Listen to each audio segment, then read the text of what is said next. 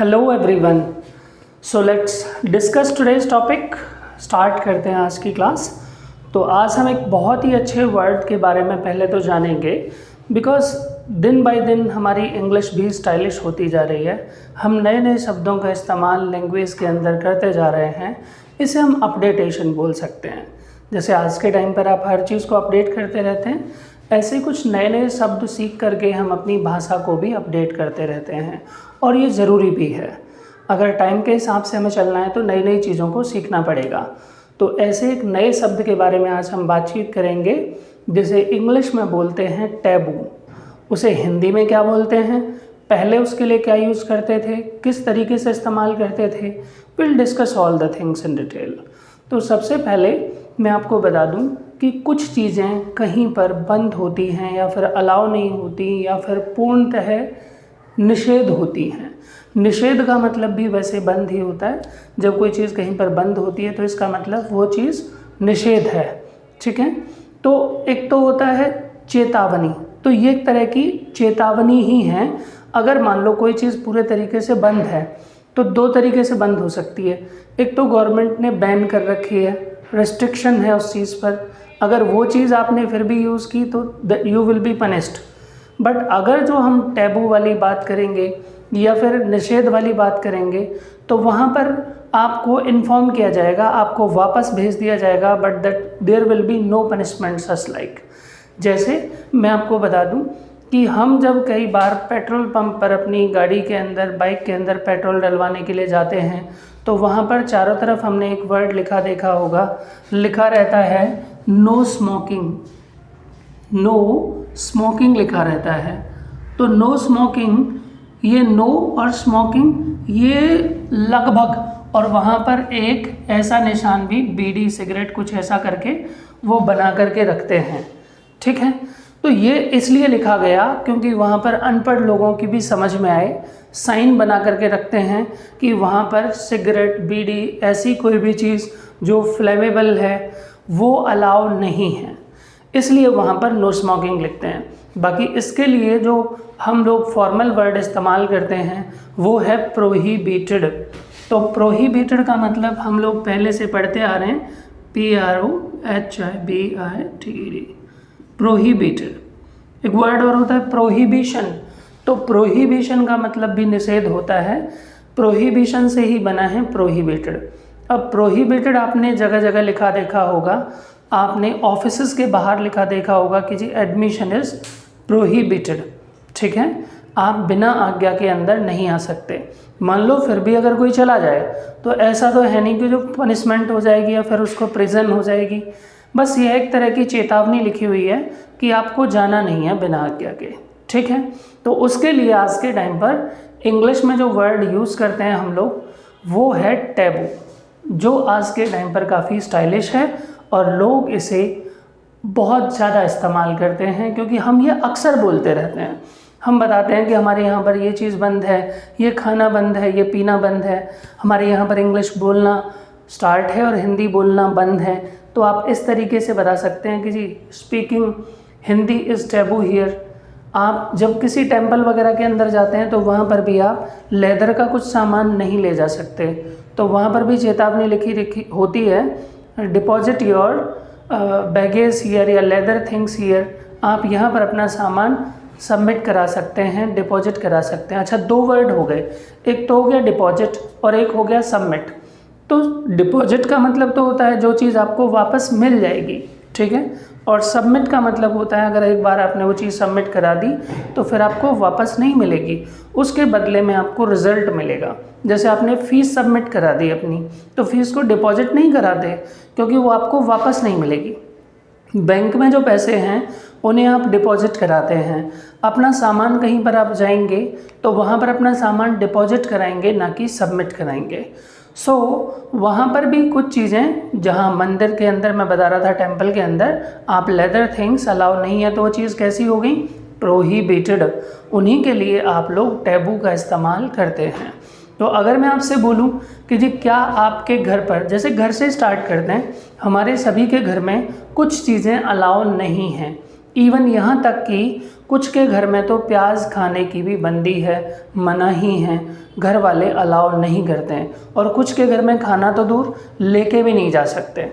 तो एक जगह तो हम लोग केवल प्याज की बात कर रहे हैं कि जी ये चीज़ बंद है, और एक जगह बात कर रहे हैं खाने की। तो अगर खाने की बात आएगी तो वहाँ पर आप लोग आईएनजी लगाएंगे, और अगर केवल आप बता रहे हैं नाउन के बारे में, किसी चीज़ के बारे में, तो फिर आपको आईएनजी नहीं लगाना है, वो नो एक्शन वाली लाइन हो जाएगी।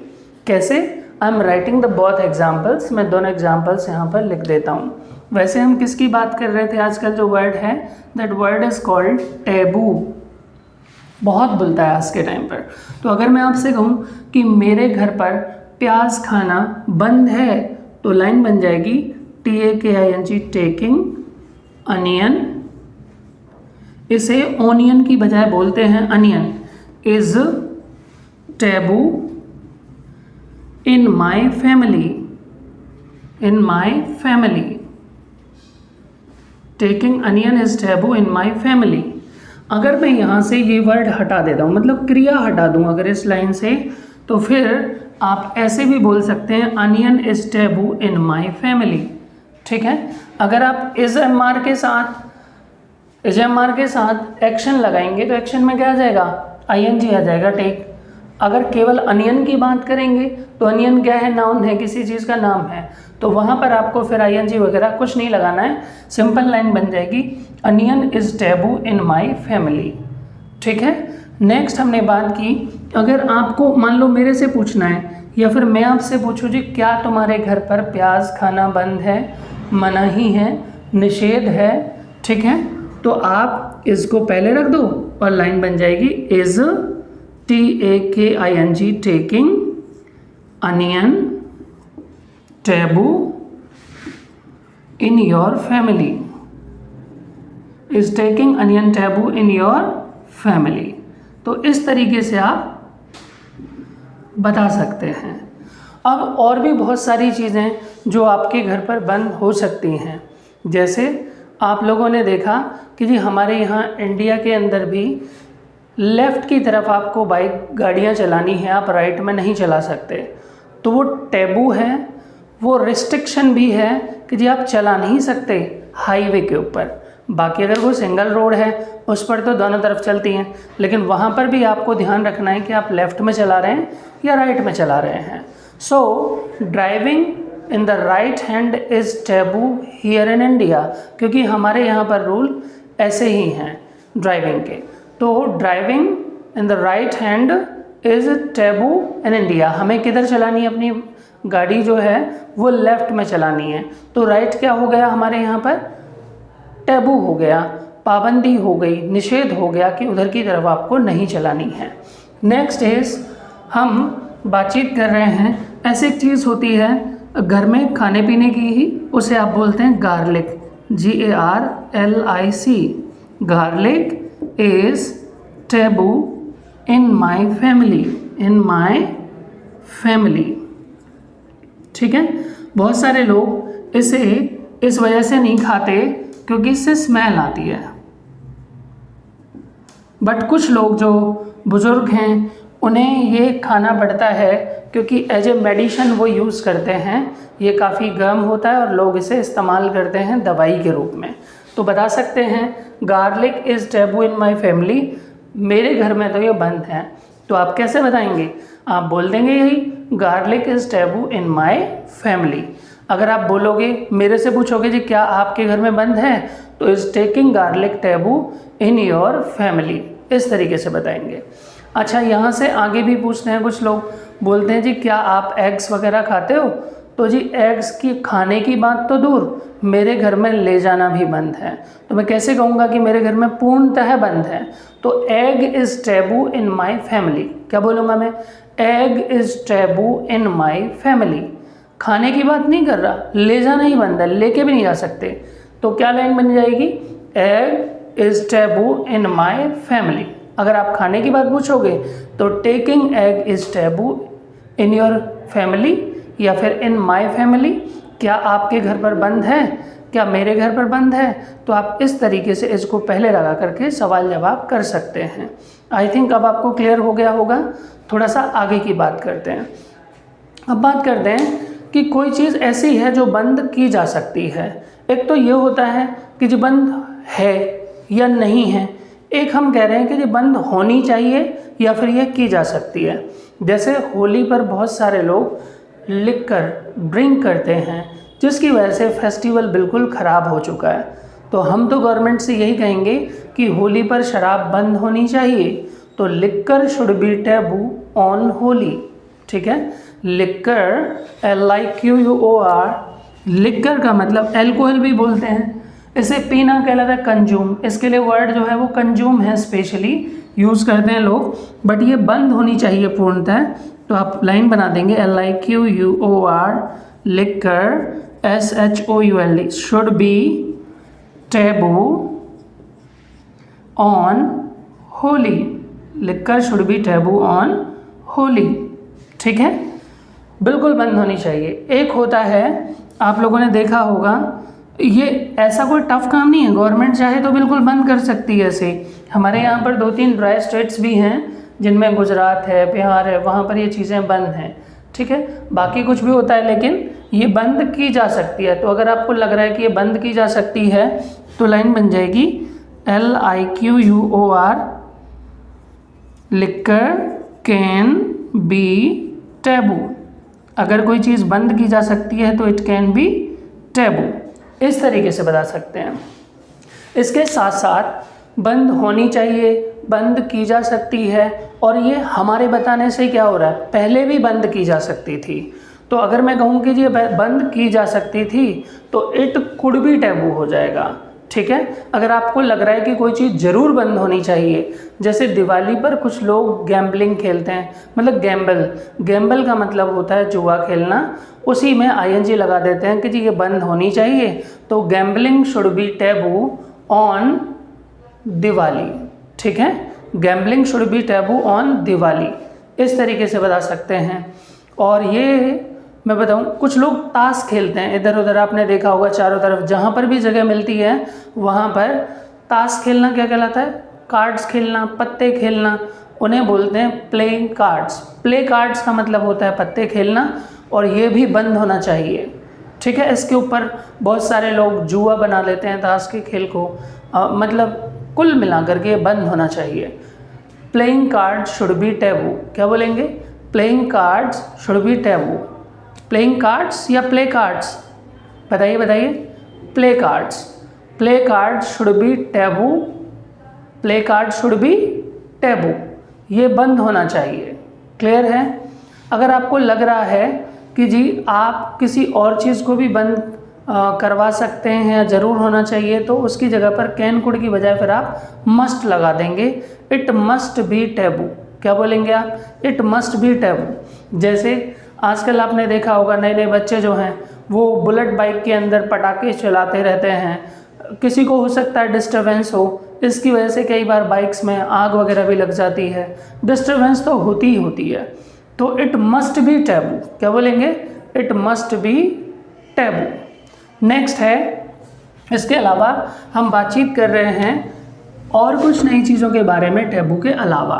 तो हम यहाँ पर 2 वर्ड लिखे हमने, एक तो लिखा हाउ मच और एक लिखा मैंने, एक लिखा हाउ मेनी। देखिए मैथ जो है वो सब जगह पर यूज़ होता है, तो हम यहाँ पर इंग्लिश में भी मैथ का इस्तेमाल कर रहे हैं। और जैसे आपने देखा ना, math is the mother of all languages, सभी भाषाओं में मैथ का इस्तेमाल होता है। तो यहाँ पर भी काउंटिंग्स के लिए इंग्लिश में भी मैथ्स का इस्तेमाल हम लोग करते हैं। अगर आपको किसी भी चीज़ के बारे में पूछना है कि ये कितना, तो वहाँ पर आप हाउ मैनी लगाएं या हाउ मच।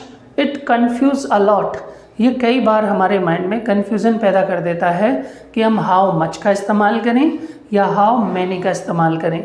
तो आज हम जान रहे हैं कि हमें हाउ मच किन जगहों पर लगाना है और हाउ मैनी किन जगहों पर लगाना है।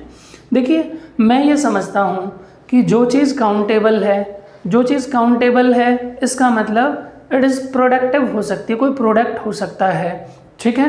तो जो प्रोडक्ट है काउंटेबल है उनके लिए तो आप यूज़ करते हैं हाउ मैनी, लेकिन जो रॉ मटेरियल है, जो आप लोगों का अनकाउंटेबल है, उसके लिए आप क्या यूज़ करते हैं, हाउ मच। अब कई बार क्या होता है कि हम कन्फ्यूज़न में होते हैं कि जी हाउ मच भी लग जाता है और हाउ मैनी भी लग जाता है। तो मैं आपको बताता हूँ इसके एक दो एग्जांपल। जैसे पानी है, अब पानी को काउंट नहीं किया जा सकता, तो आपने बोला हाउ मच, जैसे आप कितना पानी पी सकते हो। पी सकते हो मतलब कैन, कोई भी काम कर सकते हो मतलब कैन। तो how much water can you take, क्या लाइन बन जाएगी, how much water can you take. मैंने लिखा how much water can you take. ठीक है, ये एक सवाल हो गया कि आप कितना पानी पी सकते हैं। तो वाटर को तो काउंट नहीं कर सकते, लेकिन अगर उसी वाटर को आप गिलास में डालें, बोतल में डालें, तो वही रॉ मटेरियल प्रोडक्ट में आकर के क्या बन गया, काउंटेबल हो गया। तो मैंने आपसे पूछा आप कितने ग्लास पानी पी सकते हैं, तो how many glasses of water can you take, how many bottles of water can you take. जैसे पेपर होता है, तो अगर आप पेपर को वैसे खरीदेंगे, आप जाते हैं ना दिल्ली के अंदर नई सड़क पर किलो के हिसाब से मिलता है पेपर, तो वहाँ पर आप ले सकते हैं। तो वो आपसे पूछेंगे how much paper do you want, कि आपको कितना पेपर चाहिए। ठीक है, how much paper do you want. उसी पेपर को अगर आप नोटबुक्स में बना दें, उसका एक प्रोडक्ट बना दें, तो वो क्या हो जाएगा फिर, हाउ मैनी। तो फिर आप बोलेंगे how many notebooks do you want. ठीक है, हमारे यहाँ पर जो बनाना है, केले जो हैं वो किस में मिलते हैं, काउंटेबल मिलते हैं, डजन्स में मिलते हैं। डजन मतलब 12 होते हैं, तो उसका मतलब उसे काउंट किया जा सकता है। अगर आप उससे दर्जन से कम लेंगे तो फिर वो आपको काउंट करके ही बताएगा, जी 6 केले आएंगे या 3 या 5 या 7, what ever do you want. लेकिन अगर आप यही चीज़ हमारे यहाँ पड़ोस कोसी से खरीदें, तो वहाँ पर यही बनाना केले जो हैं वो केजी के हिसाब से मिलते हैं। तो वहाँ पर हाउ मैनी डजन बनानास नहीं बोलेंगे, वहाँ पर बोलेंगे हाउ मच बनानास। ठीक है, तो कई बार कुछ चीज़ें ऐसी हैं जो हाउ मच और हाउ मैनी दोनों ही तरीके से इस्तेमाल होती हैं, बट हमारे माइंड में कहीं ये होना चाहिए कि जिस चीज़ को आप काउंट करके ले रहे हैं तो वो कहलाता है हाउ मैनी, और जो अनकाउंटेबल है जैसे वहाँ पर आप केजी के हिसाब से लेते हैं, तो वहाँ पर क्या हो गया आपका ये हाउ मच। क्लियर है। अब कुछ और भी चीज़ें जो हमारे माइंड में इससे रिलेटेड कन्फ्यूज़न पैदा करती हैं, उनमें से एक चीज़ है मनी। अब आप हाउ मच मनी लगाएंगे या हाउ मैनी लगाएंगे। ठीक है, तो कई बार होता है कि जी मनी का मतलब तो धन होता है। मनी का मतलब क्या होता है, धन होता है, पैसा नहीं होता। पैसा is a part of that, पैसा उस धन का एक पार्ट होता है, क्योंकि धन बहुत सारी लिक्विड असेट्स हो सकती हैं, मतलब अलग अलग तरह की संपत्तियां हो सकती हैं। किसी के पास प्रॉपर्टी हो सकती है, किसी के पास बहुत सारी कार हो सकती हैं, किसी के पास बैंक बैलेंस हो सकता है। ज़रूरी नहीं है कि हमेशा जेब में कैश ही हो। ठीक है, तो अगर आप किसी बच्चे से या किसी बंदे से ये कह रहे हैं कि ये बहुत बड़ा धनवान आदमी है, तो ज़रूरी नहीं है कि वो गड्डी लेके घूम रहा हो सकता है उसके पास प्रॉपर्टी बहुत सारी है लेकिन कैश नहीं हो ऑन द स्पॉट। तो कैश जब होगा, रुपीज़ में जब उसे काउंट कर सकते हैं, तो बोलेंगे हाउ मैनी। और अगर आप केवल धन की बात करेंगे तो हाउ मच मनी। क्या बोलेंगे आप, हाउ मच। तो अगर मैं आपसे बोलूं कि आपके पास कितना धन है, तो how much money do you have, how much money do you have. वैसे तो एक स्टाइलिश वे भी हम आपको बता चुके हैं already, how much money have you got. क्या बोलेंगे, how much money have you got. जैसे उसकी जेब में कितना धन है, धन का मतलब कैश नहीं, कार्ड्स हो सकते हैं, कुछ और हो सकता है उसकी जेब में, चेक बुक हो सकती है। ठीक है, तो वो भी उसी चीज़ में काउंट होगा। तो how much money has he got in his pocket. या फिर अगर आप कैश की बात करेंगे, how many rupees has he got in his pocket. और आप बता सकते हैं उसकी जेब में जी 100 रुपये हैं, तो आप रुपीज़ को क्या बोल सकते हैं, BUCKS, bucks. How many bucks. अब आप लाइन बन जाएगी, how many bucks has he got in his pocket. ठीक है, ये हैज़ गॉट, हैव गॉट मैं आपको ऑलरेडी बता चुका हूँ। जब कोई चीज़ हमारे पास होती है तो एक तरीका तो है आई हैव, ठीक है, और एक है आई हैव गॉट। नेक्स्ट मैंने यहाँ पर लिखा how many bucks has he got in his pocket, कि उसकी जेब में कितने पैसे हैं। तो किसी भी देश की मुद्रा या करेंसी को हम लोग बक्स बोलते हैं। डॉलर को भी बक्स बोल सकते हैं, आप रूबल को भी बक्स बोल सकते हैं। इसका मतलब किसी स्पेसिफिक इकाई से नहीं है, आप इसे करेंसी से जोड़ करके चलते हैं। अगर मैं आपसे कहूँ कि आपकी जेब में कितना धन है तो आप बोल सकते हैं हाउ मच मनी, और कितने रुपीज़ हैं तो how many bucks have you got in your pocket, ठीक है।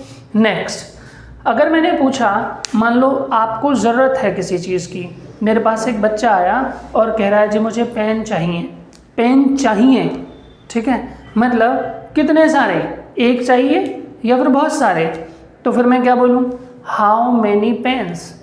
अच्छा कितने चाहिए मतलब कितना पेन आप चाहते हो, तो चाहते हो के लिए क्या आता है, वांट। तो लाइन बनेगी how many pens do you want, how many pens do you want. जैसे आपको कितना पेट्रोल चाहिए, how much petrol do you want. एक तो होता है पेट्रोल, एक होता है पेट्रोल। पेट्रोल का मतलब तो हो गया आप लोगों की गैस, जिसे अमेरिकन लोग तो गैस बोलते हैं। पेट्रोल मतलब पेट्रोल। एक होता है पेट्रोल, पेट्रोल का मतलब ग्रुप होता है, जैसे आपने पेट्रोलिंग ग्रुप देखा होगा, हाईवे पर घूमते रहती हैं गाड़ियाँ गश्त करने वाली, तो दैट इज़ पेट्रोल ग्रुप कहलाता है।